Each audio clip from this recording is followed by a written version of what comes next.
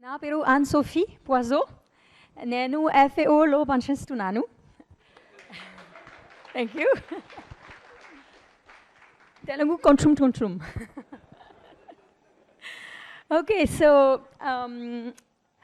I am lucky enough to know many of you, and I always feel that I'm in a family when I come back to Andhra Pradesh in the team, the ZBNF team.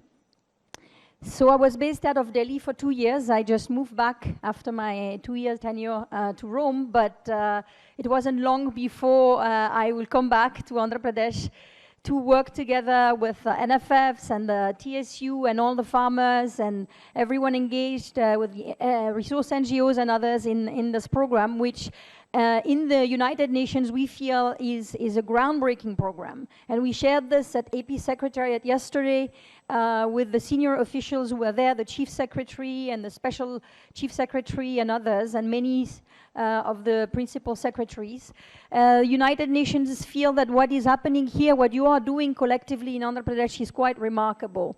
Not just because you have you are using these principles of regeneration in farming, not a farming that is taking away from nature, but that is also helping to recycle and to regenerate not only your natural resources, but also regenerating local communities. So that is called regenerative farming. There are many other definitions. It's also called agroecology. People might call it different things, but the important thing is the change we see in the farmers' fields and the farming communities that is sustainable and that is bringing more health in the fields, in the agroecological systems, more health in the communities. So in FAO we call this agroecology. It's a family of approaches that have in common that they are trying to farm with nature. Understand the agro-ecosystems functioning, how it works to adapt our farming rather than and use the resources available locally, and especially understand the complex synergies between the elements in the system, the plants, the animals, the microbes, the weather. All of that was in nature is created to function together, and we have failed for many decades in our research to understand the way the elements are interconnected. The way, for instance, our soil has a deep influence on pest management. We tend to be specialized and see these things separately, and we are in agroecology, the idea is understanding these synergies above ground, below ground, so that we can actually farm and better, but also be more harmoniously in our communities and with health. So in FAO we define this as 10 elements of the agroecology, and what we tried in the program is to implement and improve the quality of the farmer field schools that were used in the program. But farmer field schools were invented by FAO some 30 years ago. Actually, we are celebrating the 30th anniversary of FFS this year as an approach that is experimenting with farmers season long. So every week through the entire season with the same group of farmers. That was the basics of the FAO approach 30 years ago. And so the idea is that because we are dealing with complex themes and practices that integrate animals and different crops, polycropping, and trying to improve the soils, farmers need to understand deeply not just what the practices are, but what the reasons are for these practices and why they might work and what are the mechanisms. So they have a deep understanding. So that is promoting not so much an input-intensive agriculture, but a knowledge-intensive agriculture. And farmers, being the forefront of this change, need to have this knowledge so they can make better decisions. So the process of farmer field schools that I will share with you is a week after week deepening of this understanding so that farmers can innovate. Next. So basically in these farmer field schools, the emphasis is on soil health in particular, and more on crop diversity, 5-layer models, and also now moving into 365-day green cover. So FFS, normally a typical FFS would run for the cropping season. From land preparation, farmers will meet every week and in the same field to experiment together until post-harvest. But now with the 365-day green cover model, we are moving towards 40 weeks of continuous FFS more a year. We could say 52 weeks, but there might be some time where we'll have to adjust. So the main facilitators of these field schools are the NFFs, working closely with the CRPs and now the ICRPs in that village. NFFs will have a technical background and they bring a lot of dynamism and innovation, but farmers, ICRPs and CRPs have a lot of experience, and they have the practical experience of many years of ZBNF, and they are also it's easier for them maybe to mobilize the community. So it's a good combination to have NFFs and CRPs, ICRP facilitate together. So typically the FFS site, the learning site where they will come every week, is established in the farm of an ICRP. And we have small experimental plots. And in the first season we started in Guntur, and I see the 2 DPMs are here, and we started training the NFFs in Guntur. They were really the forefront of this pilot. And then it was decided that the farmers and the NFFs and the team was very happy with the way it was working, so we decided to extend to other districts and also to train the ICRPs.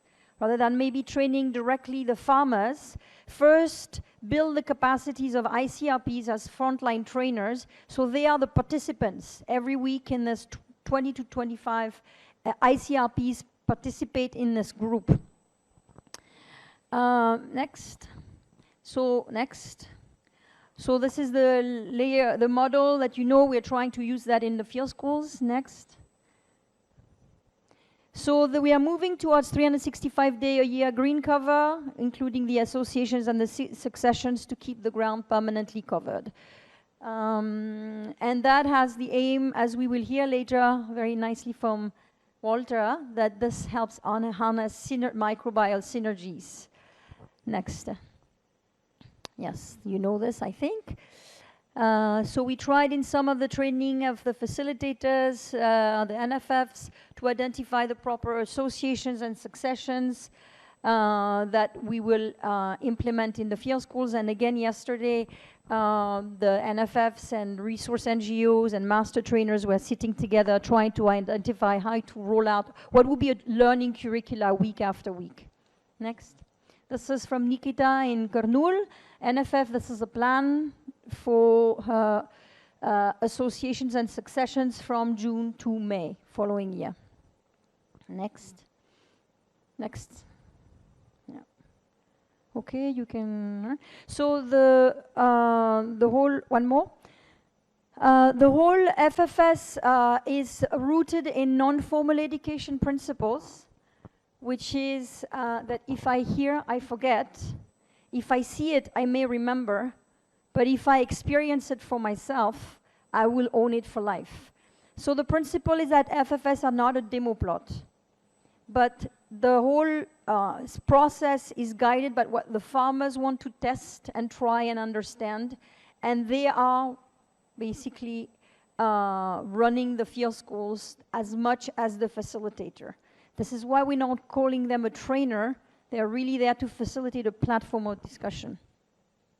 And most of the talking, most of the activities are done by participants. I think we have quite a few NFFs in the room, and I'd like them to later say a few words about this experience for them. It's really based on learning by doing and learning in practice. Next.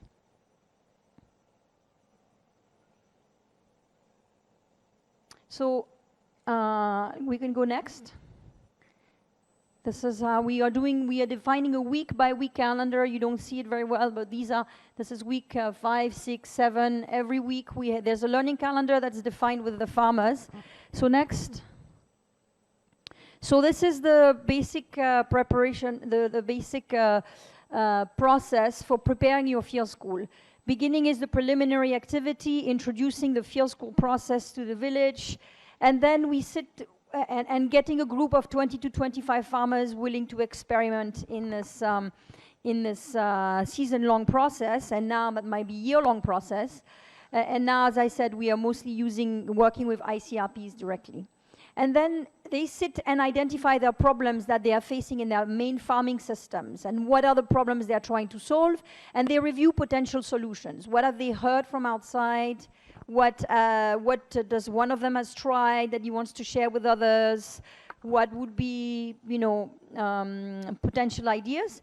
And then they assess these potential solutions. So we have tools, structured tools that they use on flip chart and go out in the field to assess the potential solutions and discuss and design field studies. What are we going to compare? ZBNF wheel 1 and 2 plot versus another ZBNF plot plus mulch and intercrops, and then one more with different intensive polycropping or more intercrops, for instance. And they have a layout of 3 or 4 or 5 plots, different plots that they will follow throughout the season.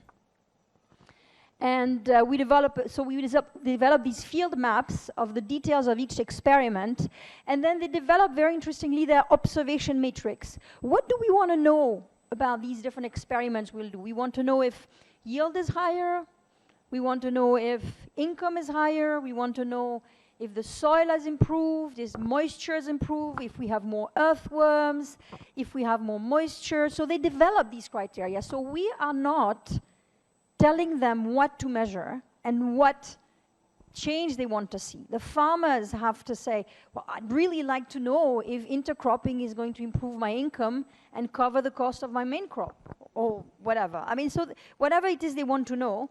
Is mulching really improving because it's more work and I'm afraid of snakes, so I really want to see a benefit if I'm going to do it. So they try it by themselves.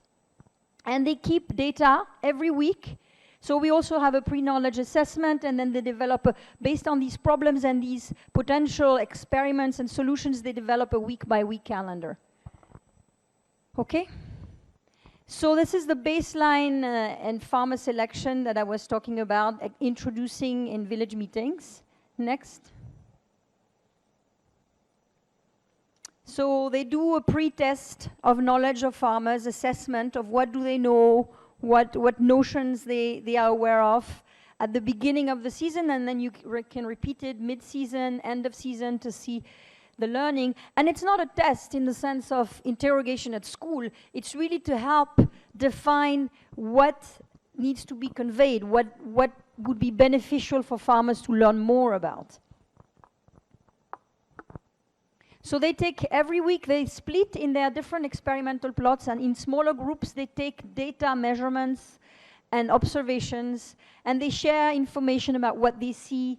If one identifies an insect and they don't know what it is, maybe the other participant will know. So it's really a platform also for them to work closely together and week after week improve their knowledge and really base their decisions on agro-ecosystem analysis, which is analysis of how the moisture is going, how the soil structure might be improving, what pests you have in the system, or are they pests, are they friends, what are they doing in the field, all these organisms. Do we see a difference between our different plots? How is the weather? So they try to connect and observe all these elements, really understand and analyze their agro-ecosystem. And then they take a lot of practical exercises next. So they do different tests to better understand soils, their composition, their texture, the structure. They dig in the soil. Next. So lots of practicals. Next. To understand how soils function. And then they compare, for instance, between the different plots, presence of earthworm, moisture, etc. Next. Root systems. Next. And they have what we call icebreakers, where they learn about activities through fun. It's much easier and enjoyable, next, to learn through fun. So from their learning, they make these posters, and they present their findings to each other. And they discuss the findings. Next. In particular, they prepare the posters on what they saw in the field, what is the situation of that crop, and what are the beneficial factors, and what are the difficulties, the constraints, and they discuss their decisions. So it's really a learning, a decision, observation-based decision-making process.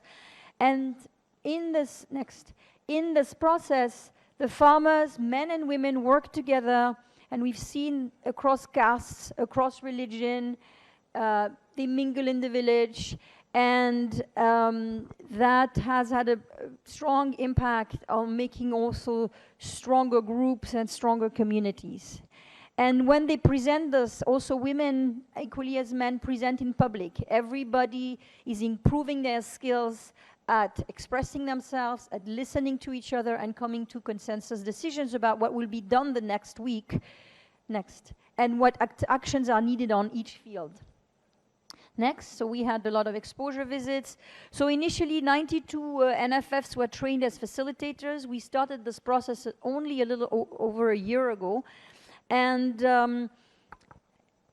basically the targets, it was that 120 new NFFs will initiate FFS from November with an additional 610 villages. For a total of 970 villages. We have to revise the plans based on the latest situation of the NFF's employment in the state. But basically the idea is that in 13 districts, we have NFFs and we have ICRPs and CRPs that are trained, and these NFFs are also training the new batches of NFFs. So in terms of the impact of this, I would much rather let the NFFs and anyone who's been doing the field schools speak about this, rather than me speaking about it. So if I can ask a few of the NFFs to share their experience of what have been the results. Yeah. Okay, so we'll do that later on. Okay.